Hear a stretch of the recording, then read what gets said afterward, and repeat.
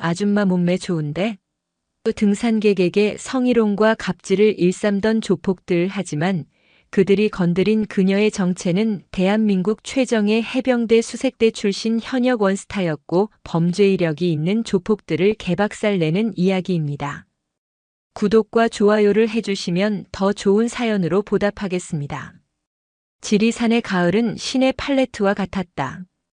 천왕봉에서 노고단으로 이어지는 장대한 능선 위로 붉고 노란빛의 단풍이 끝없이 펼쳐져 있었다.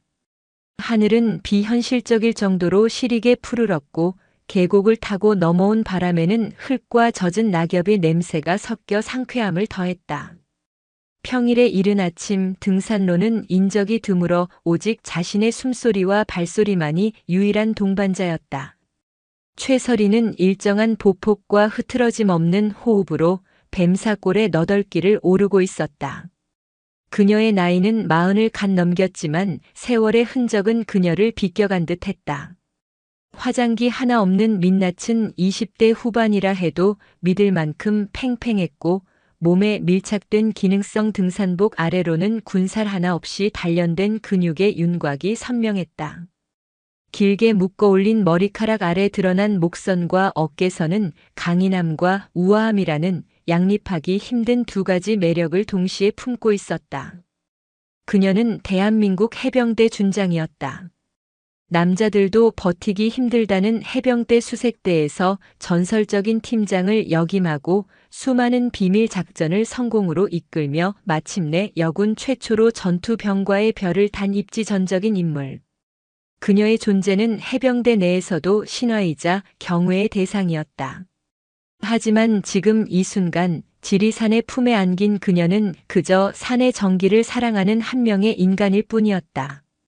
복잡한 보고서와 숨막히는 회의, 그리고 어깨를 짓누르는 별의 무게를 잠시 내려놓고 오직 대자연의 거대한 질서 속에서 자신을 비워내는 시간이었다. 고요한 산행이 계속되던 중 그녀의 예민한 청각에 불협화음이 끼어들었다. 등산로에서 살짝 벗어난 계곡의 안반지대에서 들려오는 고성과 욕설이었다. 평화로운 성역에 침입한 불청객의 소음. 최설이의 미간이 가늘게 찌푸려졌다. 그녀의 발걸음이 소리 없이 소음의 근원지를 향했다. 그녀의 움직임은 등산객의 그것이 아니었다. 소음을 죽이고 기척을 감춘 채 주변 지형을 이용해 자신을 완벽하게 은폐하는 움직임. 그것은 수십 년간 그녀의 몸에 새겨진 생존 본능이자 전투 기술이었다. 나뭇가지 사이로 시야가 확보되자 역겨운 광경이 눈에 들어왔다. 험악한 인상의 산의 대여섯 명이 칠수는 넘어 보이는 노인 한 명을 둘러싸고 있었다. 그들은 지리산 개발보존회라는 글자가 새겨진 조끼를 입고 있었지만 누가 봐도 정상적인 단체는 아니었다. 풀어헤친 셔츠 사이로 보이는 용 문신과 상대를 벌레 보듯 하는 오만한 눈빛이 그들의 정체를 말해주고 있었다. 영감탱이야, 마지막으로 묻는다. 좋게 말할 때 이 땅 포기각서에 도장 찍어. 우리가 평당 100만 원씩 쳐준다는데 이게 어디 감지덕지할 일이지. 배은망덕하게 버텨? 우락부락한 덩치의 사내가 노인의 멱살을 틀어쥐고 흔들며 말했다. 그의 이름은 강태식, 지리산 일대에서 각종 이권에 개입하며 세력을 키워온 신흥폭력 조직의 두목이었다. 그들은 지리산 국립공원 내에 위치한 노인 소유의 작은 밭을 빼앗아 그 자리에 불법 펜션을 지으려는 속셈이었다. 노인은 초라한 행색이었지만 그 눈빛만은 꺾이지 않은 대나무처럼 꼿꼿했다. 그는 마른 기침을 몇 번 뱉어내고는 강태식의 얼굴에 침을 뱉었다. 이 더러운 놈들아. 여긴 내 아버님의 아버님 때부터 피땀으로 일궈온 땅이다. 내 놈들 같은 버러지들에게 단 한 뼘도 내줄 수 없다. 이 노망난 영감탱이가. 강태식의 눈이 뒤집혔다. 그의 육중한 손바닥이 노인의 뺨을 거세게 후려쳤다. 짝 하는 날카로운 파열음과 함께 노인은 맥없이 바닥에 쓰러졌다. 강태식의 부하들이 쓰러진 노인을 향해 발길질을 하려던 바로 그 순간이었다. 거기까지. 얼음처럼 차갑고 낮은 목소리가 그들의 움직임을 정지시켰다. 모두의 시선이 소리가 들려온 곳으로 향했다. 그곳에는 언제부터 서 있었는지 모를 한 여인이 싸늘한 눈빛으로 그들을 내려다보고 있었다. 강태식 무리는 갑작스러운 그녀의 등장에 잠시 주춤했다. 하지만 그들의 시선은 이내 음흉하고 저속한 탐색으로 바뀌었다. 머리부터 발끝까지 그녀의 몸을 훑어내리는 시선은 노골적인 욕망으로 번들거렸다. 강태식이 비릿한 웃음을 흘리며 그녀에게 다가갔다. 어이쿠, 어디서 이런 예쁜 아가씨가 나타나셨나? 길이라도 잃었어? 아니면 오빠들이 보고 싶어서 왔나? 최설이는 그의 저속한 농담에 대꾸하지 않았다. 그녀는 쓰러진 노인에게 다가가 그의 상태를 살폈다. 다행히 의식은 있었지만 입가에서는 피가 흘러내리고 있었다. 어르신, 일어서실 수 있겠습니까? 그녀의 목소리는 노인을 향할 때 거짓말처럼 부드러워졌다. 강태식은 자신의 말을 무시한 그녀의 태도에 심기가 뒤틀렸다.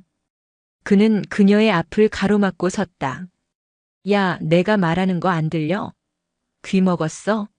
아니면 대답할 가치도 없다는 거야? 최설이는 천천히 고개를 들어 그와 눈을 맞췄다. 그녀의 눈은 깊이를 알 수 없는 차가운 심연과도 같았다. 노인 폭행, 협박, 갈취. 지금 당신들이 저지르고 있는 범죄 목록이야.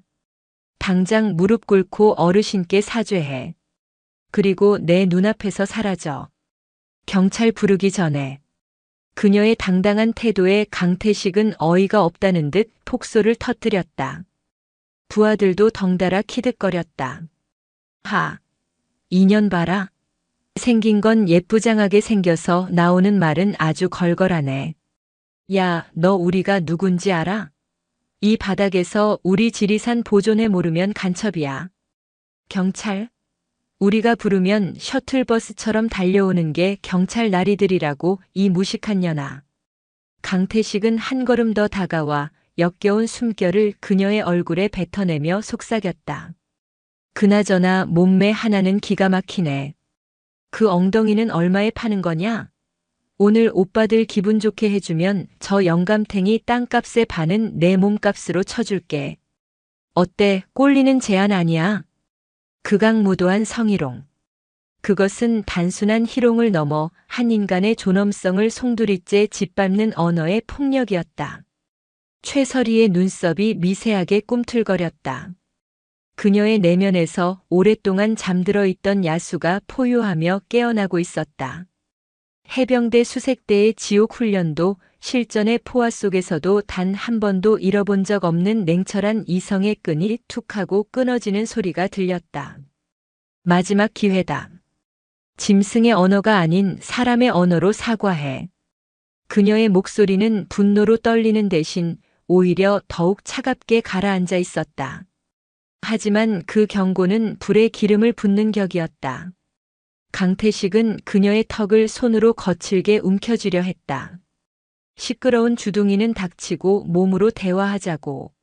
내 그 잘난 몸뚱이가 말을 안 들으면 우리 오빠들이 직접 가르쳐줘야지. 여기서 비명을 질러도 내 목소리를 들어줄 건 산짐승들밖에 없을걸. 그의 더러운 손이 그녀의 얼굴에 닿으려는 찰나. 지리산에 고요했던 숲은 곧이어 터져나올 지옥도를 예고하듯 섬뜩한 정적에 휩싸였다. 강태식의 손가락이 최설이의 턱에 닿기까지의 시간은 1초도 되지 않았다. 하지만 그녀에게 그 시간은 영원과도 같았다. 그녀의 뇌는 이미 수백, 수천 가지의 대응 시나리오를 시뮬레이션하고 있었다. 상대의 무게 중심 공격 각도, 주변 지형, 그리고 가장 효율적인 제압 방법까지. 모든 계산은 찰나의 순간에 끝났다. 강태식의 손이 그녀의 턱을 움켜쥐려는 순간 최설이의 몸이 먼저 움직였다. 그녀는 상체를 살짝 뒤로 빼 그의 손을 피하는 동시에 앞으로 내디딘 그의 왼쪽 다리 오금에 자신의 발을 걸어 당겼다. 무게 중심을 잃은 강태식의 거대한 몸이 앞으로 고꾸라졌다. 바로 그 순간 그녀의 오른손 팔꿈치가 위에서 아래로 내리꽂히듯 그의 등줄기 정중앙 척추 기립근의 급소를 정확하게 가격했다. 강태식의 입에서 비명조차 아닌 바람 빠지는 소리가 터져 나왔다. 전신에 퍼지는 극심한 고통과 충격에 그는 호흡조차 제대로 하지 못하고 바닥에 처박혔다. 모든 것은 눈 깜짝할 사이에 일어났다. 부하들은 자신들의 두목이 가녀린 여자 하나의 움직임에 속수무책으로 무너지는 것을 보고 경악을 금치 못했다. 이 미친년이 뭐하는 짓이야? 가장 가까이 있던 부하가 욕설을 내뱉으며 주먹을 휘둘렀다. 최설이는 그의 주먹을 안쪽으로 가볍게 흘려보냈다. 그리고는 상대의 팔을 그대로 잡아챈 뒤 자신의 어깨를 축으로 삼아 몸을 회전시켰다. 업어치기와는 다른 관절을 파괴하기 위한 해병대 특수수색대의 살상 기술이었다. 남자의 몸이 공중에서 반바퀴 돌아 바닥에 매다 꽂혔고 그의 어깨 관절은 기괴한 방향으로 탈구되었다. 찢어지는 비명소리가 숲을 갈랐다. 다 같이 덤벼. 전연을 죽여버려. 나머지 4명의 부하들이 이성을 잃고 한꺼번에 달려들었다. 하지만 그것은 불을 향해 뛰어드는 분화방과 같은 어리석은 짓이었다. 최설이는 더 이상 인간이 아니었다. 그녀는 완벽하게 연마된 살상병기, 귀신 잡는 해병 그 자체였다. 그녀는 정면으로 맞서는 대신 그들의 측면과 배후를 파고들었다. 그녀의 손날은 목의 경동맥을, 주먹은 명치를, 무릎은 복부를, 발 뒤꿈치는 무릎 관절을 쉴 새 없이 가격했다. 그녀의 모든 공격은 인체의 가장 취약한 급소를 향해 한치의 오차도 없이 정확하고 무자비하게 꽂혔다. 퍽컥 으드득 하는 둔탁한 타격음과 뼈가 부서지는 소름 끼치는 소리가 비명과 뒤섞여 지리산의 정적을 잔인하게 유린했다. 불과 1분 남짓한 시간. 건장한 사내 6명은 모두 피투성이가 된 채 바닥에 쓰러져 신음하고 있었다. 누구 하나 제대로 몸을 가누는 자가 없었다.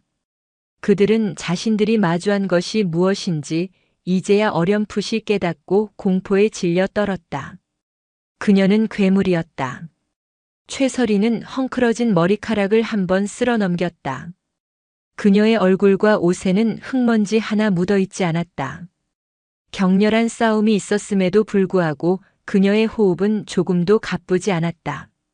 그녀는 바닥에 쓰러진 강태식에게 다가가 그의 머리채를 잡아 강제로 고개를 들게 했다. 다시 묻지.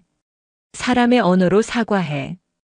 강태식은 고통과 공포로 일그러진 얼굴로 그녀를 올려다보았다. 그의 눈에는 더 이상 오만함이나 욕정은 없었다. 오직 원초적인 공포만이 남아있었다. 바로 그때 등산로 아래쪽에서 다급한 목소리가 들려왔다. 강 대표, 이게 다 무슨 소란이야? 헐레벌떡 달려온 사람은 다름 아닌 관할 파출소 소속의 황경필 경이었다. 그는 현장의 참혹한 광경과 피투성이가 된 채 쓰러져 있는 강태식 무리를 보고 경악했다. 아니, 이게 대체... 황경이. 저 미친년이. 강태식이 간신히 입을 열어 최설이를 가리켰다. 황경필은 상황 파악을 마친 듯 즉시 권위적인 표정을 지으며 최설이에게 다가갔다. 그는 이 지역의 실세인 강태식과 막역한 사이였다. 당신 뭐야? 지금 민간인을 상대로 무슨 짓을 한 거야? 특수폭행 현행범으로 체포하겠어. 당장 양손 머리 위로 올리고 무릎 꿇어. 그는 허리춤의 수갑을 꺼내 보이며 위협했다. 하지만 최설이는 눈 하나 깜짝하지 않았다. 오히려 그녀의 입가에 차가운 조소가 떠올랐다. 경찰? 지나가던 개가 웃겠군. 당신 저들과 한패라는 거 얼굴에 다 쓰여 있는데. 제복 입고 조폭 뒤나 닦아주는 게 당신이 말하는 공무수행인가? 뭐라고. 이 여자가 정말 공무집행 방해까지 추가하고 싶어. 황경필은 분노로 얼굴이 붉어졌다. 그는 최설이의 팔을 꺾어 수갑을 채우려 했다. 하지만 그의 손이 그녀의 팔에 닿기도 전에 최설이의 손이 먼저 번개처럼 움직여 그의 손목을 낚아챘다. 그리고는 그대로 비틀어 버렸다. 악! 황경필의 입에서 비명이 터져 나왔다. 그는 자신의 손목이 강철 같은 힘에 붙잡혀 조금만 더 힘을 주면 그대로 부러져 버릴 것이라는 공포를 느꼈다. 이거 안 놔. 나 경찰이야. 경찰 제복이 당신의 범죄를 가려주는 갑옷은 아닐 텐데.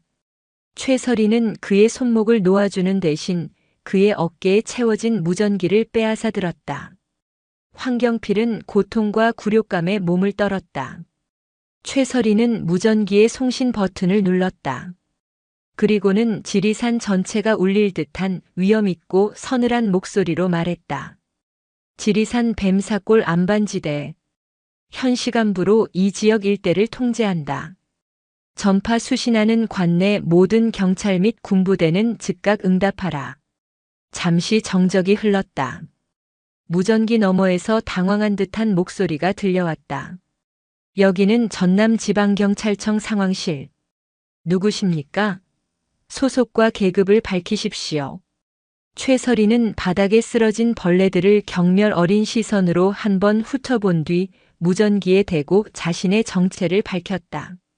그녀의 목소리는 강철처럼 단단했다. 나는 대한민국 해병대 준장 최설이다. 반복한다. 해병대 제1수색대대장 직무대리 준장 최설이. 즉시 관할 헌병대와 기무부대에 연락해 병력을 출동시키도록. 현장에서 군 관련 중대 범죄 용의자들을 확보했다. 해병대 준장 최설이.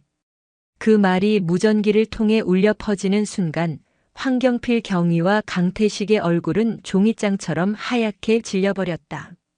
그들은 자신들이 지금껏 신성한 산을 더럽히고 약자를 괴롭혀온 것이 아니라 잠자는 암사자의 코털을 건드렸다는 사실을 이제야 뼈저리게 깨달은 것이다. 준장이라는 단어는 살아있는 권력이었다. 그것은 단순한 계급이 아니었다. 국가가 개인에게 부여할 수 있는 최대치의 신뢰와 책임, 그리고 그에 상응하는 막강한 권한의 상징이었다. 황경필은 그 단어의 무게에 짓눌려 다리가 풀리는 것을 느꼈다. 그의 머릿속은 새하얗게 비어버렸고 식은 땀이 등줄기를 타고 폭포수처럼 흘러내렸다. 조폭과 결탁하여 뒷돈이나 챙기던 시골 경찰이 감당하기에는 너무나도 거대한 현실이었다. 최설이는 더 이상 그들에게 관심을 두지 않았다. 그녀는 무전기를 통해 침착하고 신속하게 상황을 전파하고 필요한 조치들을 지시했다. 그녀의 용어와 보고 체계는 완벽한 군인의 그것이었고 목소리에는 감히 거역할 수 없는 지휘관의 위엄이 서려 있었다. 모든 지시를 마친 그녀는 그제야 자신 때문에 이 모든 소동의 한가운데 서게 된 노인에게로 시선을 돌렸다. 그는 어느새 자리에서 일어나 흙먼지를 털고 흐트러진 옷매무새를 가다듬고 있었다. 그는 최설이를 바라보고 있었다. 그의 눈에는 더 이상 두려움이나 불안함은 없었다. 대신 깊은 경외심과 함께 형언할 수 없는 복잡한 감정이 뒤섞여 있었다. 그리고 그의 자세. 허리는 굽었지만 두 발을 모으고 선 자세는 흐트러짐이 없었다. 마치 상관을 마주한 병사처럼. 최설이는 그의 목에 걸린 낡고해진 가죽끈에 매달린 인식표를 보았다. 군번줄이었다. 어르신. 최설이가 조심스럽게 입을 열었다. 노인은 그녀의 부름에 마치 수십 년 전의 기억을 되살리듯 절도 있는 동작으로 거수경례를 붙였다. 비록 그 자세는 세월의 무게에 완벽하지 않았지만 그 안에 담긴 정신만은 시퍼렇게 살아있는 해병의 그것이었다. 필승. 예비역 해병병장 윤기환입니다. 해병. 최설이의 눈이 가늘어졌다. 그녀는 노인의 얼굴을 다시 한번 찬찬히 뜯어보았다. 깊게 팬 주름과 검버섯 너머로 젊은 시절의 강인함이 희미하게 남아있었다.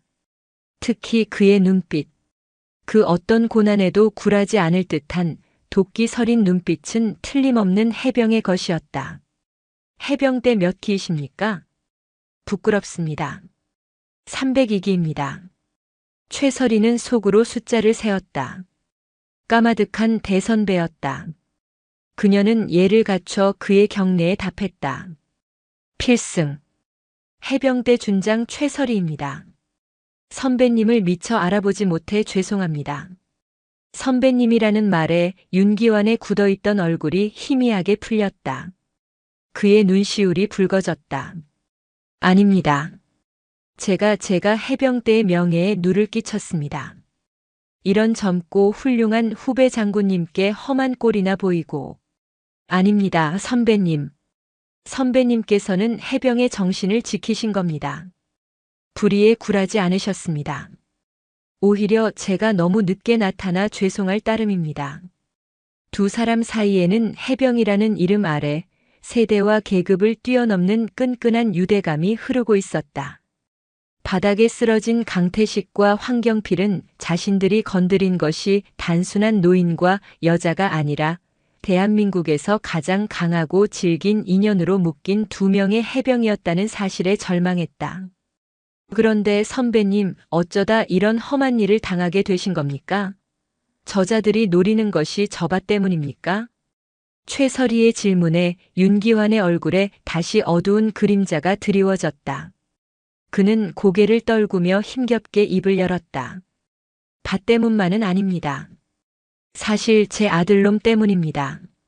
아드님이요? 네. 제 아들놈이 시사월간지 기자입니다. 이름은 윤재민이라고. 윤재민. 최설이의 뇌리에 스치는 이름이었다. 얼마 전 방산 비리 의혹을 끈질기게 파헤쳐 군 내부를 발칵 뒤집어 놓았던 대쪽 같은 성품으로 유명한 기자였다. 그놈이 저 강태식이와 그 배후 세력의 비리를 취재하고 있었습니다. 이 지역 국회의원과 건설사가 결탁해서 지리산 국립공원 한복판에 몰래 골프장을 지으려는 음모를 파헤치고 있었지요.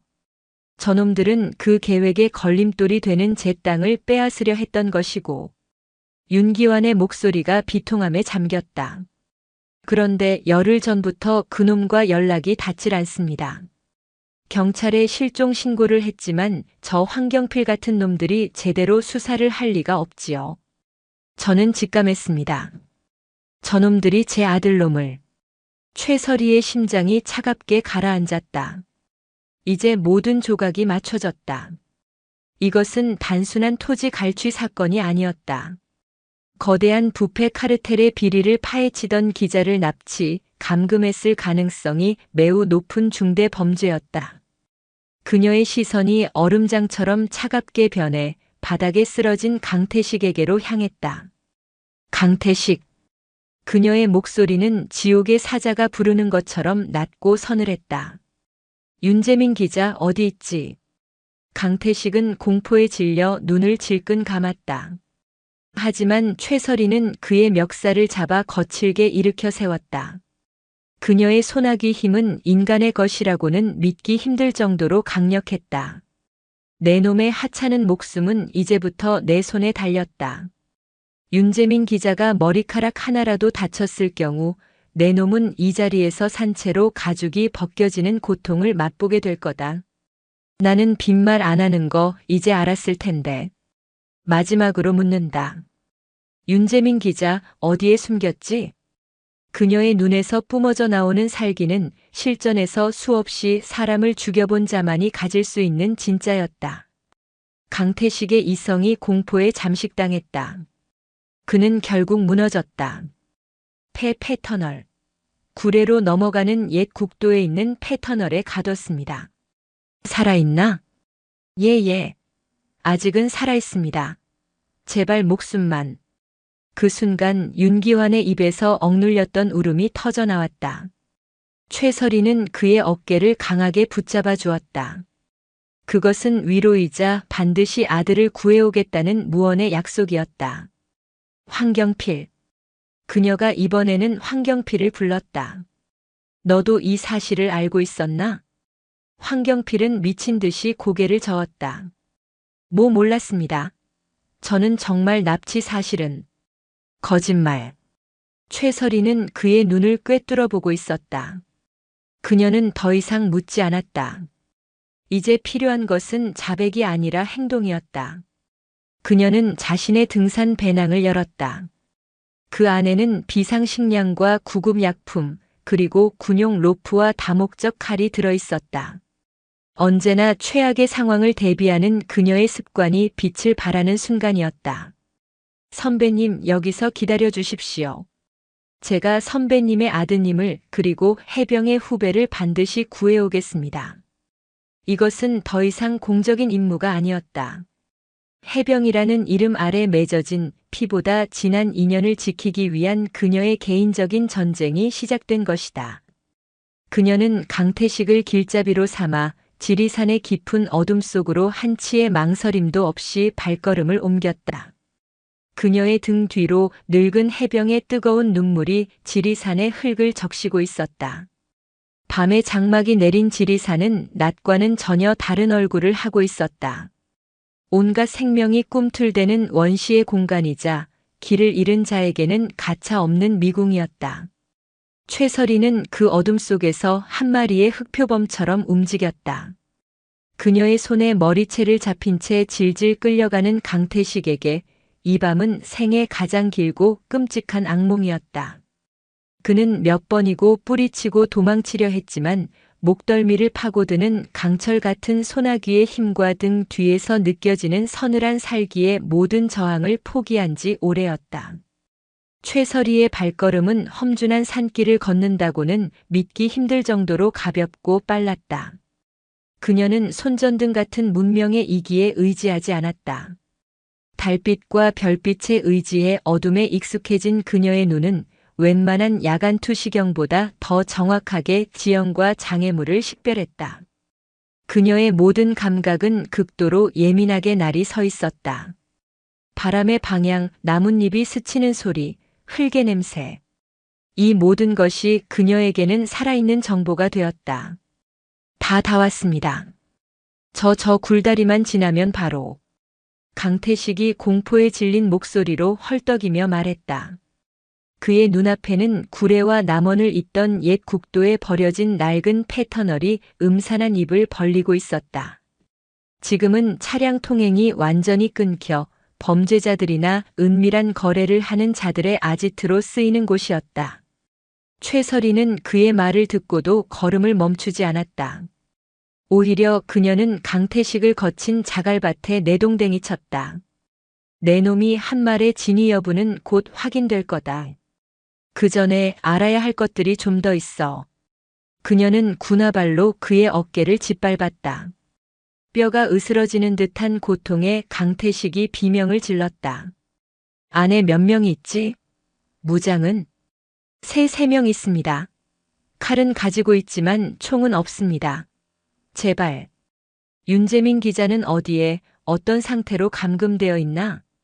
터널 중간 관리 사무소로 쓰던 작은 방에 묶여 있습니다. 며칠 굶기긴 했지만 때리거나 하지는 않았습니다. 정말입니다. 최설이의 눈이 가늘어졌다. 그녀는 강태식의 눈을 꿰뚫어 보았다. 공포에 질려 있었지만 그 눈동자 깊은 곳에서 순간적으로 스쳐 지나가는 교활한 빛을 그녀는 놓치지 않았다. 거짓말을 하고 있거나 무언가를 숨기고 있었다. 마지막 기회다. 내 놈이 숨기고 있는 게 뭐지? 정말 아무것도 최설이의 군화가 그의 손가락 관절을 지그시 밟았다. 우두둑 하는 소름 끼치는 소리와 함께 강태식의 입에서 인간의 것이라고는 믿기 힘든 끔찍한 비명이 터져나왔다. 손가락은 10개나 있으니 천천히 하나씩 물어봐도 되겠지. 다음은 내 놈이 그 더러운 손으로 내 얼굴을 만지려 했던 그 손가락 차례다. 그녀의 목소리에는 감정이 없었다.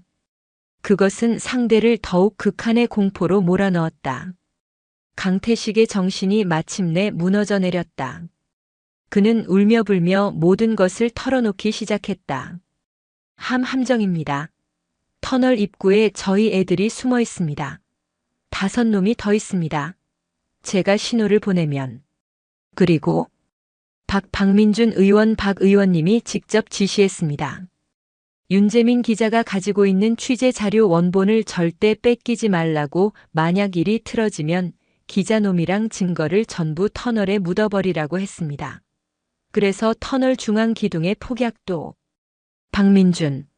마침내 배후의 이름이 나왔다. 지역구를 기반으로 막강한 영향력을 행사하는 삼선 국회의원이었다. 최설희의 머릿속에서 모든 정보가 재구성되었다. 이것은 단순한 납치 감금을 넘어 유력 정치인이 개입된 증거 인멸 및 살인 미수 사건이었다. 폭약은 어떤 종류지? 격발 방식은? 그녀의 질문은 당황하거나 분노하는 대신 더욱 냉철하고 전문적으로 변했다. 마치 폭발물 처리반의 교신 내용처럼. 잘 모릅니다. 그냥 건설 현장에서 쓰는 다이너마이트라고만 핸드폰으로 전화만 걸면 터진다고. 최설희는 강태식의 입에 재갈을 물리고 그의 몸을 통째로 묶어 덤불 속에 던져 넣었다. 이제 그에게서 얻어낼 정보는 없었다. 그녀는 홀로 칠흑 같은 어둠 속으로 스며들었다. 별의 진노가 이제 곧 부패한 심장부를 향해 터져 나올 터였다. 그녀는 터널 정면으로 향하지 않았다. 대신 가파른 산비탈을 기어올라 터널 위쪽 능선으로 향했다. 그곳에서 내려다보는 터널 입구는 마치 지옥의 아가리처럼 느껴졌다. 그녀의 눈에 입구 양옆으로 어둠 속에 몸을 숨긴 매복조 5명의 모습이 희미하게 포착되었다. 그들은 강태식이 신호를 보내기만을 기다리고 있었다. 최설희는 배낭에서 가느다란 군용 로프를 꺼냈다. 그리고는 로프 한쪽 끝을 굵은 소나무에 단단히 묶었다. 그녀의 매듭은 그 어떤 충격에도 절대 풀리지 않는 특수부대에서만 사용하는 고유의 방식이었다. 그녀는 남은 로프를 몸에 감고 한치의 망설임도 없이 수직에 가까운 절벽 아래로 몸을 던졌다. 그녀는 암벽을 타는 것이 아니었다. 마치 거미처럼 소리 없이 절벽을 타고 내려오고 있었다. 매복조의 등 뒤 그들의 머리 위에서 죽음의 여신이 강림하고 있었다. 그들은 자신들의 운명이 불과 몇 초 뒤에 종말을 고할 것이라는 사실을 전혀 알지 못한 채 어리석은 농담을 짓거리며 키득거리고 있었다. 지리산의 밤은 곧이어 터져나올 피비린내 나는 심판의 서곡을 조용히 연주하고 있었다.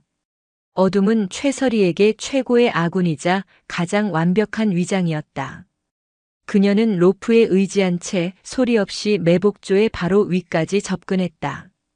그들의 머리 위 나뭇가지에 사뿐히 내려선 그녀의 모습은 마치 한 마리의 검은 살쾡이 같았다. 아래에서는 5명의 조직원들이 담배 연기를 뿜으며 잡담을 나누고 있었다. 형님은 왜 이렇게 안 오셔? 그냥 신호 보내고 끝내지. 글쎄 말이야. 여자 하나 처리하는데 뭘 그렇게 꾸물거리시는지. 최설희는 그들의 대화를 통해 터널 내부의 3명 외에 이들 5이 추가 병력의 전부임을 확인했다. 그녀는 허리춤에 찬 다목적 전투 나이프를 소리 없이 뽑아들었다. 칼날이 희미한 달빛을 받아 서늘하게 빛났다. 그녀는 더 이상 기다리지 않았다. 나뭇가지에서 뛰어내리는 그녀의 움직임은 중력을 거스르는 듯 가볍고 빨랐다. 그녀는 가장 가까이 있던 조직원의 등 뒤로 착지하는 동시에 왼팔로 그의 입을 틀어막고 오른손에 쥔 나이프의 손잡이 부분으로 그의 뒤통수를 강하게 가격했다. 퍽 하는 둔탁한 소음과 함께 남자는 소리 한 번 지르지 못하고 그대로 쓰러졌다. 동료가 쓰러지는 것을 본 바로 옆에 남자가 놀라 돌아보는 순간 최설희의 발이 그의 턱을 향해 회전하며 날아들었다. 해병대 특수 무술 무적도의 기술이었다. 남자의 턱뼈가 부서지는 끔찍한 소리와 함께 그의 몸이 공중으로 떴다가 바닥에 처박혔다. 뭐야? 그제야 나머지 3명이 사태를 파악하고 허둥지둥 자리에서 일어났다. 하지만 그들이 마주한 것은 인간의 형상을 한 그림자뿐이었다. 최설희는 이미 그들의 품으로 파고든 후였다. 그녀의 손과 발이 쉴 새 없이 움직였다. 한 명의 목젖을 손날로 가격해 호흡을 끊고 다른 한 명의 무릎 관절을 발뒤꿈치로 짓밟아 전투 불능으로 만들었다. 마지막 남은 조직원은 공포에 질려 품에서 칼을 꺼내 휘둘렀다. 하지만 그의 어설픈 칼부림은 수백 번의 실전에서 칼을 다뤄온 전문가 앞에서 재롱에 불과했다. 최설이는 그의 손목을 가볍게 잡아채 비틀어 칼을 떨어뜨리게 한 뒤 그 칼을 그대로 주워들어 남자의 어깨에 박아 넣었다. 비명과 함께 마지막 저항도 끝이 났다. 5명의 매복조를 처리하는 데 걸린 시간은 고작 20초 남짓. 현장에는 피냄새와 함께 압도적인 공포만이 남아 있었다. 그녀는 강철의 의지와 그림자의 은밀함으로 적들을 유린했다. 이제 터널 내부의 적들만 남았다. 그녀는 나이프에 묻은 피를 닦아내고 터널의 어두운 입구로 소리 없이 들어섰다. 터널 내부는 축축하고 서늘한 공기와 곰팡내로 가득했다. 그녀는 벽에 몸을 기댄 채 한 걸음 한 걸음 신중하게 나아갔다. 얼마 지나지 않아 터널 중앙부에서 새어나오는 희미한 불빛과 말소리가 들려왔다. 낡은 관리 사무소 안에서 3명의 조직원들이 라디오를 들으며 낄낄거리고 있었다. 그들의 옆에는 의자에 손발이 묶인 채 지친 기색이 역력한 한 남자가 앉아 있었다. 며칠을 굶고 고문당한 듯 했지만 그의 눈빛만은 꺾이지 않고 날카롭게 빛나고 있었다. 윤재민 기자였다. 최설이는 관리 사무소의 낡은 창문을 통해 내부 구조와 인원 배치를 완벽하게 파악했다. 한 명은 출입구 쪽에, 2명은 안쪽에서 윤재민 기자를 지키고 있었다. 정면 돌파는 인질에게 위험할 수 있었다. 그녀는 사무소 뒤편의 낡은 환풍구를 발견했다. 그녀는 환풍구 덮개를 소리 없이 뜯어내고 좁은 공간으로 몸을 밀어넣었다. 먼지와 거미줄로 가득한 환풍구를 지나 마침내 그녀는 관리 사무소 내부 천장 위로 진입하는 데 성공했다. 아래에서는 조직원들의 저속한 농담이 계속되고 있었다. 저 기자 양반 눈깔이 아직 살아있네. 이따가 형님 오시면 아주 재미있는 구경을 하게 될 거야. 최설이는 더 이상 기다리지 않았다. 그녀는 천장의 합판 중 가장 낡고 약해 보이는 부분을 발로 힘껏 내리찍었다. 쿡쾅 하는 굉음과 함께 합판이 부서지며 그녀가 먼지와 함께 조직원들의 머리 위로 떨어져 내렸다. 조직원들은 천장이 무너져 내리는 줄 알고 혼비백산했다. 그들이 정신을 차리고 눈앞의 존재가 사람이라는 것을 인식했을 때는 이미 늦었다. 그녀는 착지 않은 동시에 몸을 회전시키며 가장 가까이 있던 2명의 관자놀이를 군화발로 가격했다. 2 남자는 비명 한 번 지르지 못하고 그대로 의식을 잃었다. 출입구 쪽에 있던 마지막 남자가 놀라 허리춤에서 칼을 뽑아들었다. 하지만 그의 눈에 비친 것은 자신을 향해 날아오는 육중한 철제 의자였다. 최설이가 발로 걷어찬 의자가 그의 안면을 강타했고 그는 피를 쏟으며 뒤로 낮아빠졌다. 상황은 순식간에 정리되었다. 최설이는 즉시 윤재민 기자에게 다가가 그를 결박한 밧줄을 나이프로 끊어냈다. 괜찮습니까? 윤재민 기자. 윤재민은 믿을 수 없다는 눈으로 그녀를 바라보았다. 누구십니까? 아버님의 부탁을 받고 왔습니다. 해병대 최설의 준장입니다. 해병대. 그리고 준장. 윤재민의 눈이 커졌다. 그는 아버지로부터 귀에 못이 박이도록 들어왔다. 해병대의 전설, 최설의 장군에 대한 이야기를. 그 전설이 지금 자신의 눈앞에 있었다. 몸은 움직일 수 있겠습니까?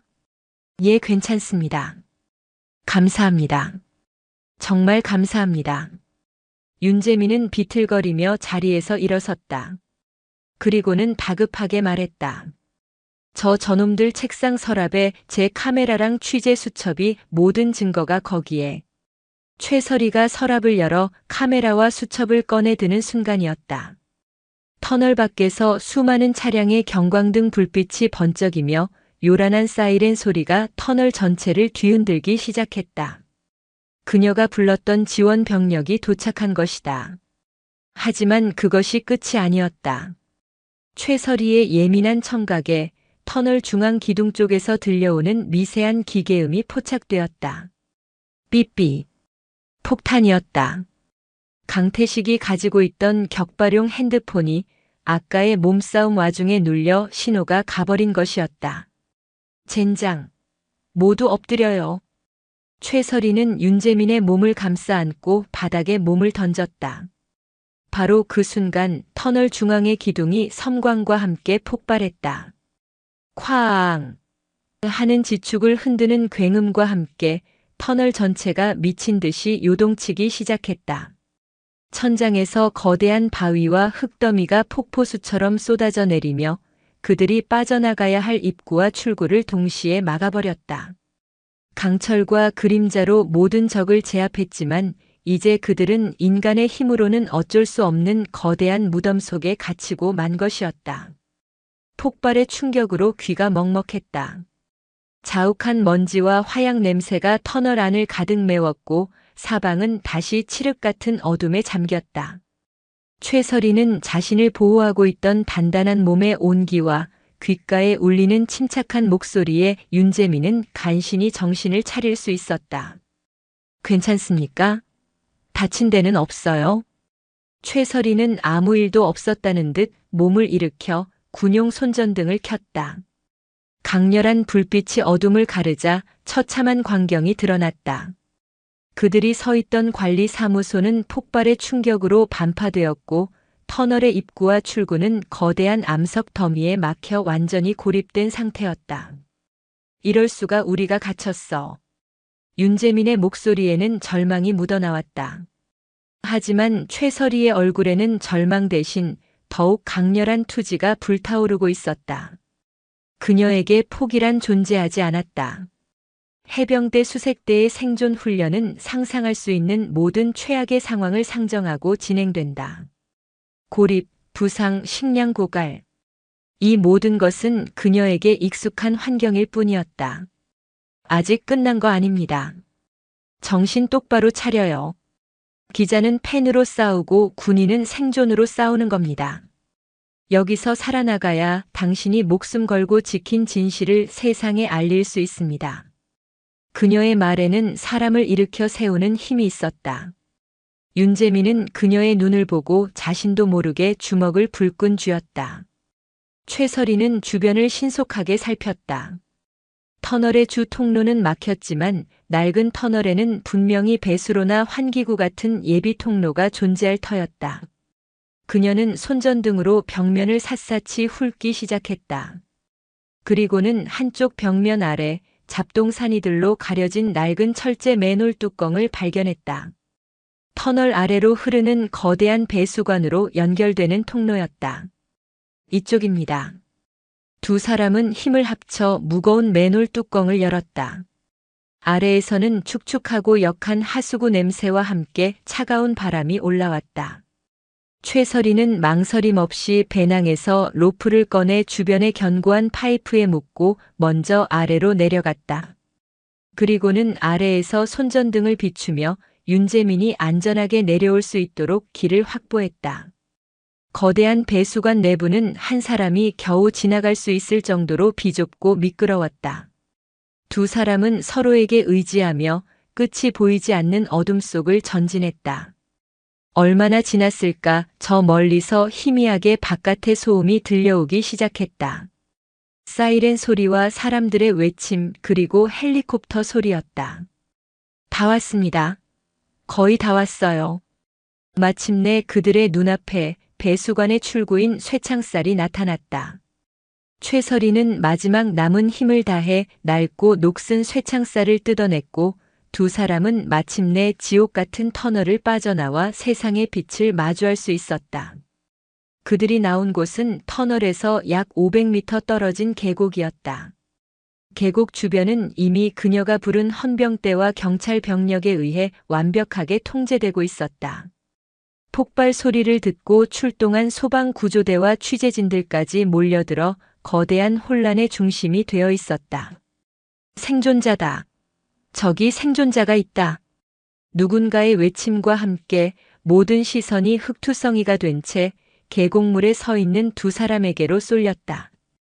헌병대 기동 타격대가 가장 먼저 달려와 그들의 신변을 확보했다. 윤기환은 아들의 모습을 발견하고 절규와도 같은 함성을 지르며 달려와 아들을 부둥켜 안았다. 부자의 뜨거운 눈물은 지리산의 차가운 밤 공기를 잠시나마 훈훈하게 데웠다. 혼란의 현장 속에서 최설이는 조금도 흐트러짐 없는 모습으로 지휘관의 자리로 돌아왔다. 그녀는 헌병 수사대장에게 현장 통제 및 증거물 확보를 지시하고 강태식을 포함한 모든 용의자들을 군 시설로 이첩하도록 명령했다. 부패 경찰 황경필은 현장에 도착한 경찰 내부 감찰팀에 의해 수갑이 채워졌다. 역류하는 파도가 썩어 빠진 것들을 모조리 집어삼키기 시작한 것이다. 윤재민은 군의관에게 응급 처치를 받으며 품속의 카메라와 수첩을 최설희에게 건넸다. 여기 모든 것이 담겨 있습니다. 박민준 의원이 외국의 사모펀드와 결탁하여 국립공원 부지를 헐값에 팔아넘기고 그 자리에 내국인 출입 금지 VVIP 골프장과 카지노를 지으려 한 모든 증거가 그의 폭로는 상상을 초월하는 것이었다. 이것은 단순한 지역 토착 비리를 넘어 국가의 근간을 뒤흔드는 거대한 매국 행위였다. 최설희는 증거물을 받아들었다. 그녀의 눈빛은 이제 분노를 넘어 거악의 뿌리를 송두리째 뽑아버리겠다는 서슬퍼런 결의로 불타고 있었다. 그녀는 윤재민과 윤기환을 번갈아 보았다. 불의에 굴하지 않은 늙은 해병과 진실을 위해 목숨을 건 그의 아들. 그리고 그들을 지키기 위해 기꺼이 모든 것을 내던진 자신. 그녀는 깨달았다. 이것은 해병들만의 전쟁이 아니었다. 이 땅의 정의를 지키려는 모든 이들의 연대가 만들어낸 거대한 반격의 시작이라는 것을. 그녀의 시선은 지리산 너머 부패한 권력의 심장부인 서울을 향하고 있었다. 역류하는 파도는 이제 시작일 뿐이었다. 곧 대한민국을 집어삼킬 거대한 해일이 될 터였다. 지리산 국립공원 남부사무소에 차려진 합동특별수사본부는 거대한 두뇌처럼 움직이고 있었다. 해병대 헌병대와 국군 기무사, 검찰 특수부와 경찰청 지능범죄수사대까지 대한민국의 내로라 하는 수사 인력이 모두 집결했다. 그리고 그 정점에는 전투복 소매를 걷어붙인 채 상황판 앞에서 냉철하게 전황을 지휘하는 최설의 중장이 있었다. 그녀의 존재감은 계급장을 넘어 이 거대한 수사 조직의 실질적인 심장이자 구심점이었다. 그 누구도 그녀의 판단에 이의를 제기하지 않았고 그녀의 지시는 절대적인 명령이 되어 일사불란하게 실행되었다. 수사본부의 분석실 대형 스크린에는 윤재민 기자가 목숨을 걸고 지켜낸 증거들이 펼쳐지고 있었다. 암호화된 파일들이 해독될수록 분석관들의 입에서는 경악과 탄식이 번갈아 터져나왔다. 이것은 단순한 비리 사건이 아니었다. 국가의 영토와 주권을 외국 자본에 팔아넘기려 한 명백한 매국 행위의 증거였다. 보고 드립니다. 지리산 소버린 클럽 프로젝트 계획서 원본 파일을 복원했습니다. 한 분석관의 외침에 모든 시선이 스크린으로 향했다. 그곳에는 지리산 천왕봉 일대의 신성한 땅을 파헤쳐 극소수의 외국인 VVIP만을 위한 비밀 카지노와 골프장, 그리고 사설 활주로까지 건설하려는 기괴하고도 치밀한 계획이 담겨 있었다. 모든 인허가는 박민준 의원의 영향력 아래 위조된 환경 영향평가와 허위 보고서를 통해 진행될 예정이었고 자금은 조세 회피처에 세워진 유령 회사를 통해 들어오도록 설계되어 있었다. 국민은 물론 대통령조차 그 실체를 알 수 없는 완벽한 치외법권 지대를 만들려는 음모였다. 이건 미친 짓이야. 나라의 심장에 칼을 꽂으려는 시도였어. 수사를 총괄하기 위해 파견된 검찰 부장검사의 목소리가 분노로 떨렸다.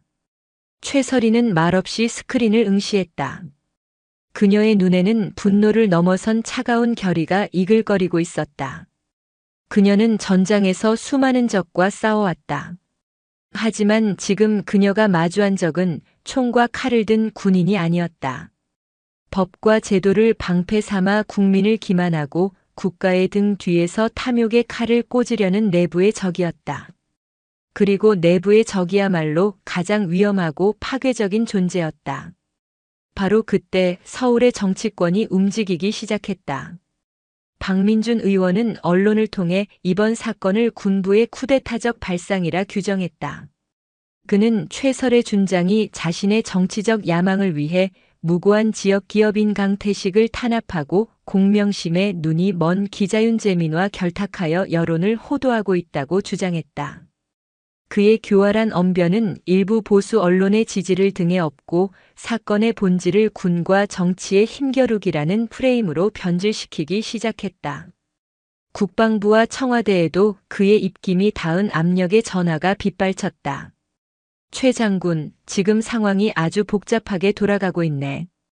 위에서도 일단 수사 지휘에서 손을 떼고 원대 복귀하라는 말이 나오고 있어. 이건 전쟁이 아니라 정치야. 군인이 너무 깊이 개입하면 모두가 다쳐.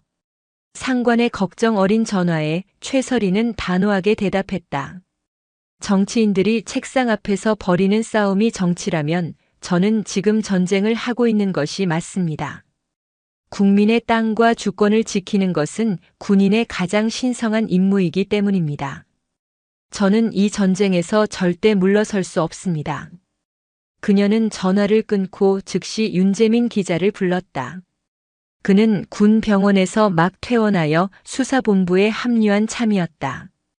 그의 눈은 며칠 전의 불안함 대신 진실을 향한 뜨거운 열기로 가득 차 있었다. 박민준이 움직이기 시작했습니다. 이제부터는 정보전입니다. 최설희는 상황판 앞에 그를 세웠다. 그녀의 손가락은 복잡하게 얽힌 부패의 관계도를 정확히 가리키고 있었다. 적들은 언론을 이용해 진실을 흐리고 법의 허점을 이용해 시간을 벌려 할 겁니다. 그들이 방어벽을 완성하기 전에 우리는 압도적인 진실의 포화로 적의 심장부를 타격해야 합니다. 일종의 미디어 선멸전입니다. 그녀는 군사작전을 설명하듯 정보전의 전략을 설명했다. 윤 기자님이 가진 증거는 핵폭탄과 같습니다. 하지만 한 번에 모든 것을 터뜨리면 적들은 혼란 속에서 살아남을 길을 찾을 겁니다. 우리는 이 핵폭탄을 여러 개의 정밀 유도탄으로 나눠 가장 아픈 곳을 순서대로 타격해야 합니다. 첫 번째 타격 목표는 박민준의 애국자라는 가면을 벗겨내는 것입니다. 그녀는 분석팀이 복원해낸 자료 중 하나를 윤재민에게 건넸다. 그것은 박민준 의원의 아들이 병역 비리를 저지르고 현재는 이중 국적을 이용해 해외에서 호화로운 생활을 하고 있다는 증거였다. 국가의 안보를 팔아먹으려 한 자가 자신의 아들은 국가의 의무로부터 빼돌렸다는 사실. 이것이 첫 번째 포탄입니다. 윤 기자님의 펜이 그 어떤 미사일보다 날카로운 창이 되어주셔야 합니다. 저희가 당신의 방패가 되어드리겠습니다. 그녀의 말에 윤재민의 가슴이 뜨거워졌다. 그는 자신을 구해준 여군 장성이 이제는 함께 싸우는 전우이자 가장 뛰어난 전략가임을 깨달았다. 그는 비장한 표정으로 노트북을 열었다. 그의 손가락이 키보드 위에서 춤을 추기 시작했다. 보이지 않는 전장에서 진실의 편에 선 두 전사의 반격이 마침내 시작된 것이다. 그들의 등 뒤에서 해병대 헌병들이 철통 같은 경계를 서고 있었다. 윤재민 기자의 첫 번째 기사는 한밤중에 터져나온 섬광과도 같았다. 단독 지리산 게이트 박민준 의원 아들 병역 비리 및 이중 국적 의혹이라는 제목의 기사는 공개된 지 불과 1시간 만에 대한민국 모든 온라인 커뮤니티를 마비시킬 정도의 파급력을 보였다. 국가의 안보와 영토를 입에 달고 살던 정치인의 위선적인 민낯에 대중의 분노는 임계점을 향해 치닫고 있었다. 박민준 의원은 즉각 반격에 나섰다. 그는 다음 날 아침 국회에서 긴급 기자회견을 열고 눈물까지 흘리며 자신의 결백을 호소했다. 아들의 병역 문제는 합법적인 절차에 따른 것이며 이번 기사는 군부의 불법 사찰과 여론 조작을 통해 자신의 명예를 실추시키려는 명백한 인격 살인이라고 주장했다. 그는 자신을 지지하는 언론을 총동원해 최설의 준장을 정치 군인 윤재민 기자를 거짓 선동가로 몰아세우는 역공을 펼쳤다. 진흙탕 싸움으로 변질되는 듯한 상황 속에서 최설이는 조금도 동요하지 않았다. 그녀는 박민준이 언론의 스포트라이트를 받으며 발버둥 치는 동안 조용히 다음 작전을 준비하고 있었다. 그녀의 목표는 박민준의 돈줄이었다. 지금부터 황금 독수리 작전을 개시한다. 특별수사본부의 브리핑룸, 그녀의 선언에 모든 수사관들의 눈이 빛났다. 검찰과 경찰은 합동으로 박민준의 모든 차명 계좌와 페이퍼 컴퍼니를 추적한다. 동시에 해병대 헌병 특수임무대는 서울에 위치한 명성건설의 자금 세탁 창구이자 이번 소벌인 클럽 프로젝트의 국내 아지트인 M 파트너스 사무실을 급습하여 모든 증거를 확보한다. 목표는 박민준과 외국 자본을 잇는 연결고리를 찾아내는 것이다. 작전은 한치의 오차도 없이 진행되었다. 검경 합동팀이 박민준의 복잡한 자금 흐름을 미로처럼 파헤치는 동안 최설이는 직접 헌병 특임대를 이끌고 강남의 한복판에 위치한 M 파트너스 사무실로 향했다. 사무실 급습은 군사작전 그 자체였다. 대원들은 순식간에 건물의 모든 출입구를 봉쇄하고 내부로 진입했다. 사무실 안에서는 직원들이 다급하게 서류를 파쇄하고 컴퓨터 하드디스크에 구멍을 뚫는 등 증거 인멸이 한창이었다. 모두 손들어. 움직이면 쏜다. 하지만 그들의 저항은 무의미했다. 대원들은 순식간에 모든 직원들을 제압하고 사무실을 완벽하게 장악했다. 최설이는 파쇄된 종이 조각과 망가진 하드디스크를 보며 차갑게 말했다. 디지털 포렌식 팀은 서버실을 확보하고 나머지 대원들은 파쇄된 문서 조각을 단 하나도 빠짐없이 수거한다. 밤을 새워서라도 이 종이 조각들을 다시 하나의 그림으로 맞춰낼 거다. 그녀의 집요함 앞에 적들이 숨기려 했던 진실의 편린들이 하나둘씩 모습을 드러내기 시작했다. 디지털 포렌식 팀은 삭제된 이메일과 자금 이체 기록을 복원해냈고 수사관들은 밤샘 작업 끝에 파쇄된 서류 조각들 속에서 지리산 소벌인 클럽의 영문 원본 계약서를 찾아내는 데 성공했다. 계약서의 마지막 장에는 박민준 의원의 영문 사인이 선명하게 남아있었다. 빼도 박도 못할 스모킹 건이었다. 결정적인 증거를 확보한 바로 그 순간 최설이의 수사본부로 국회윤리위원회로부터 공식 소환장이 날아들었다. 박민준 의원이 자신의 권한을 총동원해 최설의 준장의 직권 남용과 불법 민간인 사찰 혐의에 대한 청문회를 개최한 것이었다. 수사의 칼날이 자신의 턱 밑까지 차오르자 그는 그녀를 국회라는 무대 위로 끌어내려 공개적으로 망신을 주고 수사의 동력을 끊으려는 마지막 발악을 시작한 것이었다. 가장 강력한 방어는 공격이라는 건가? 어리석군. 최설이는 소환장을 말없이 내려다보았다. 그녀의 눈에는 두려움 대신 마지막 결전을 앞둔 장수의 비장함이 서려 있었다. 그녀는 국회 청문회를 자신이 저들의 숨통을 끊어놓을 마지막 전쟁터로 만들기로 결심했다. 청문회 당일 최설이는 흠잡을 데 없는 완벽한 해병대 정복 차림으로 국회에 들어섰다. 그녀의 어깨에 달린 별은 그 어느 때보다 밝게 빛났고 그녀의 등 뒤로는 늙은 해병 윤기환을 비롯한 수많은 해병대 예비역들이 우리의 영웅을 지켜내자는 플래카드를 들고 그녀를 응원하고 있었다. 진실의 창은 이제 부패한 심장을 향해 발사될 준비를 마친 상태였다. 국회 청문회장은 보이지 않는 전쟁터였다. 수많은 카메라 플래시와 날 선 질문들, 그리고 정적들의 교묘한 함정이 도사리고 있었다. 박민준 의원과 그의 동료 의원들은 최설희를 코너로 몰아 그녀를 군인의 본분을 잊고 정치에 개입한 야심가로 매도하려 했다. 최설의 준장. 당신은 일개 군인으로서 헌법이 보장하는 국회의원의 고유 권한을 침해하고 불법적인 수단을 동원해 민간인을 사찰했습니다. 이는 명백한 국기문란 행위인데 인정하십니까? 박민준이 선제 공격을 날렸다. 그의 목소리는 위선적인 분노로 가득 차 있었다. 최설희는 증인석에 꼿꼿이 선 채 흔들림 없는 눈빛으로 그를 마주 보았다. 그녀는 마이크를 잡고 차분하지만 강철 같은 목소리로 입을 열었다.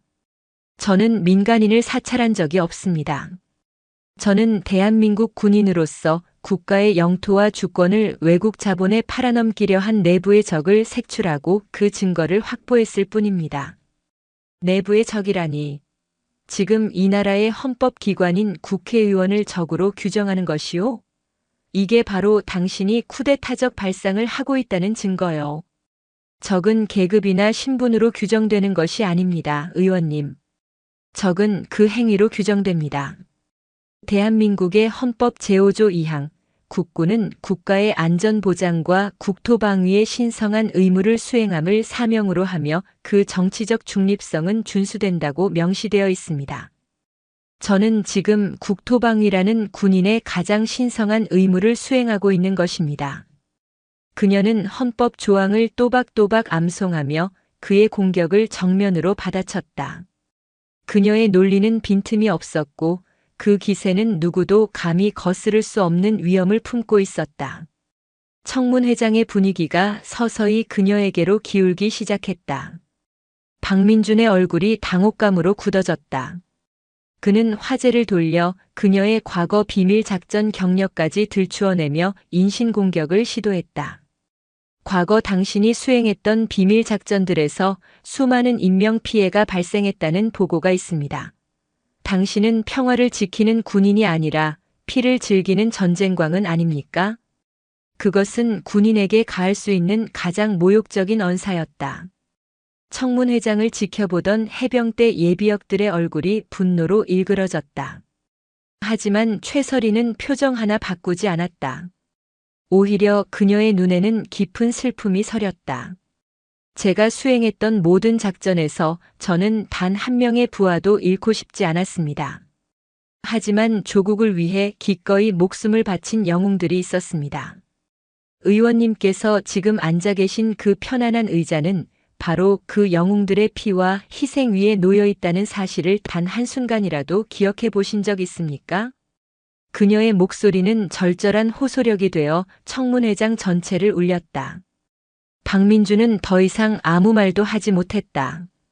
그의 비열한 공격은 그녀의 숭고한 진심 앞에서 힘을 잃고 부서져 버렸다. 바로 그 순간이었다. 청문회장의 모든 언론사 기자들의 휴대폰에 긴급 속보 알림이 동시에 울렸다. 윤재민 기자의 두 번째 기사였다. 속보 박민준 의원, 지리산 소버린 클럽 영문 원본 계약서 서명 확인. 기사에는 M 파트너스 사무실에서 확보한 계약서 원본 사진과 최설희가 이끄는 헌병 특임대의 완벽한 증거 확보 작전 과정이 상세히 실려 있었다. 청문회장은 벌집을 쑤신 듯 소란스러워졌다. 박민준 의원의 얼굴은 새하얗게 질려버렸다. 그리고 결정타가 날아들었다. 청문회장 뒷문이 열리며 검찰총장의 지시를 받은 중앙지검 특수부 검사들이 들이닥쳤다. 그들의 손에는 박민준의 이름이 적힌 구속영장이 들려 있었다. 박민준 씨, 당신을 특정범죄가중처벌법상 뇌물수수, 직권남용, 그리고 국가보안법 위반 혐의로 긴급 체포합니다. 모든 것이 끝나는 순간이었다. 박민준은 이성을 잃고 발악했다. 나는 현역 국회의원이다. 불체포 특권이. 조금 전 국회 본회의에서 당신에 대한 체포 동의안이 만장일치로 통과되었습니다. 검사의 냉정한 목소리가 그의 마지막 저항을 꺾어버렸다. 카메라 플래시가 광적으로 터지는 가운데 한때 막강한 권력을 자랑했던 정치인은 초라한 범죄자가 되어 질질 끌려나갔다. 대한민국을 뒤흔들었던 거대한 부패의 몸통이 마침내 정의의 심판대 위에서 그 종말을 고하는 역사적인 순간이었다. 최설희는 그 모든 광경을 말없이 지켜보았다. 그녀는 조용히 증인석에서 내려와 소란스러운 청문회장을 빠져나왔다. 복도에서는 윤기환과 윤재민 그리고 수많은 해병대 예비역들이 그녀를 기다리고 있었다. 그들은 아무 말 없이 그녀를 향해 가장 깊고 뜨거운 존경을 담아 거수 경례를 붙였다. 최설희는 그들을 향해 담담하게 답례했다. 길고 길었던 전쟁이 끝난 것 같았다. 하지만 그녀의 주머니 속 군용 전화가 다시 진동했다. 새로운 전선이 그녀를 부르고 있었다. 그녀의 눈빛은 다시 조국의 바다와 하늘을 지키는 해병대 장군의 그것으로 돌아와 있었다. 심판의 날은 끝이 아니라 또 다른 시작을 알리는 서곡일 뿐이었다. 계절이 두어 번 바뀌는 사이 세상은 많은 것을 잊고 또 많은 것을 새로 얻었다. 대한민국을 집어삼킨 듯 했던 지리산 게이트의 거대한 불길은 이제 잦아들었지만 그 자리에 남은 상처와 교훈은 사람들의 삶 속에 새로운 이정표가 되었다. 법의 심판대 위에 선 박민준 의원과 그의 하수인들은 그 누구도 예외 없이 철퇴를 맞았다. 국가의 영토를 사유물처럼 거래하려 했던 죄, 국민의 신의를 배반한 죄는 그들의 남은 인생을 차가운 감옥 속에서 보내도록 만들었다. 그들이 탐욕으로 쌓아 올렸던 부정한 재산은 모두 국고로 환수되어 지리산의 생태계를 복원하고 이 땅의 정의를 바로 세우는 데 쓰이게 되었다. 지리산은 스스로를 치유하기 시작했다. 불법 골프장 건설을 위해 파헤쳐졌던 산허리에는 시민단체와 수많은 자원봉사자들의 손길로 새로운 나무들이 뿌리를 내렸다. 윤기환옹이 평생을 지켜온 작은 밭은 국립공원에 영구 기증되어 해병의 숲이라는 이름으로 다시 태어났다. 그 숲의 입구에는 작은 비석이 하나 세워졌다. 불의에 굴하지 않은 한 해병의 용기와 이름 없이 산을 지켜낸 모든 수호자들의 헌신을 기리며 비석에는 그 어떤 이름도 새겨지지 않았지만 그곳을 찾는 모든 이들은 비석이 말하는 영웅이 누구인지를 알고 있었다. 그리고 폭풍의 눈이었던 최설의 준장. 그녀는 다시 그녀의 자리로 돌아가 있었다. 세상의 모든 스포트라이트가 그녀를 향했지만 그녀는 단 한 번도 그 빛의 중심에 서지 않았다. 그녀는 언론 인터뷰를 정중히 거절했고 쏟아지는 정치권의 러브콜에도 묵묵부답으로 일관했다. 국회 청문회에서의 명령 불복종 논란은 국민적 영웅담에 묻혀 조용히 사라졌다. 군 수뇌부는 그녀의 공을 공식적으로 치하하는 대신 그녀를 가장 그녀다운 곳으로 보냈다. 서해 최북단 백령도의 해병대 유교단. 그녀는 그곳에서 부임한 여단장으로서 오늘도 매서운 바닷바람을 맞으며 부대원들과 함께 뒹굴고 있었다. 그것이 그녀가 원했던 유일한 보상이었다. 혹한기 훈련이 끝나고 잠시 본부로 복귀한 어느 겨울날, 그녀는 서울 현충원을 찾았다. 약속 장소에는 어느새 대한민국에서 가장 신뢰받는 기자가 된 윤재민과 이전보다 한결 건강해진 모습의 윤기환옹이 먼저 와 그녀를 기다리고 있었다. 그들은 해병대 묘역, 이름 모를 무명 용사들의 묘비 앞에 서 있었다. 바쁘신 와중에 시간을 내어주셔서 감사합니다, 장군님. 윤재민이 깊이 고개를 숙였다. 아닙니다. 제가 찾아뵀어야 했는데 늦었습니다. 최설희는 윤기환옹의 주름진 손을 두 손으로 잡았다. 굳은 살이 박인 늙은 해병의 손은 여전히 따뜻하고 단단했다. 그들은 말없이 묘비를 닫고 헌화했다. 차가운 비석에 새겨진 해병 아무개. 그 이름 없는 이름들 앞에서 세 사람은 세대와 신분을 넘어 해병이라는 하나의 이름으로 연결되어 있었다. 장군님 덕분에 이 나라에 아직 희망이 있다는 것을 보았습니다. 윤재민이 조용히 입을 열었다. 많은 분들이 뜻을 모아주셔서 진실의 창 재단을 만들었습니다. 저처럼 거대 권력의 위협 속에서도 진실을 좇는 언론인들을 지원하고 보호하는 재단입니다. 모두가 장군님의 용기에서 시작된 일입니다. 윤기환옹은 품속에서 빛바랜 작은 상자를 꺼내 최설희에게 건넸다. 그 안에는 그가 수십 년간 간직해온 달고 다른 해병대 앵카 배지가 들어있었다. 제가 20살 청춘에 처음 달았던 것입니다. 평생 제 자신을 지탱해준 자부심이었습니다. 이제는 장군님께서 지녀주셨으면 합니다. 장군님이야말로 이 시대의 진정한 해병이십니다. 최설희는 차마 그것을 받을 수 없어 손을 내저었지만 늙은 해병의 간절한 눈빛을 외면할 수 없었다. 그녀는 조심스럽게 앵카 배지를 받아들었다. 차갑지만 묵직한 금속의 감촉이 수십 년의 세월과 희생의 무게가 되어 그녀의 손바닥으로 전해져 왔다. 선배님, 저는 그저 아들을 찾고 싶었을 뿐입니다. 하지만 장군님은 이 나라의 잃어버린 정의를 찾아주셨습니다. 고맙습니다. 그리고 부디 몸조심하십시오. 이 나라는 아직 장군님 같은 군인을 너무나 많이 필요로 합니다. 그들은 더 이상 많은 말을 나누지 않았다. 하지만 그 침묵 속에는 그 어떤 언어보다 더 깊고 진한 신뢰와 존경, 그리고 감사의 마음이 흐르고 있었다. 시간이 흘러 얼어붙었던 땅이 녹고 지리산에 다시 봄이 찾아왔다. 최설희는 짧은 휴가를 내어 다시 한번 홀로 지리산을 찾았다. 그녀는 모든 계급장을 뗀 평범한 등산객의 모습이었다. 산의 풍경은 많이 달라져 있었다. 탐욕의 상징이었던 지리산 개발보존회의 팻말은 흔적도 없이 사라졌고 그 자리에는 국립공단과 시민들이 함께 만든 생태 탐방로가 새로 생겨 있었다. 계곡을 뒤덮었던 쓰레기와 폐기물들은 깨끗이 치워졌고 맑아진 계곡물에는 버들치가 떼를 지어 유영하고 있었다. 그녀는 모든 사건이 시작되었던 뱀사골의 안반지대에 섰다. 그때의 비명과 폭력은 거짓말처럼 사라지고 오직 평화로운 물소리와 새소리만이 가득했다. 그녀는 그곳에 서서 오랫동안 눈을 감았다. 자신을 향해 쏟아졌던 역겨운 희롱과 살해, 그리고 그에 맞서 싸워야 했던 순간들. 지옥 같은 터널 속에서의 사투와 국회 청문회장에 보이지 않는 전쟁까지.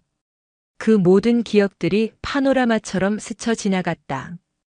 그녀는 깨달았다. 자신이 한 일은 무언가를 이룬 것이 아니었다.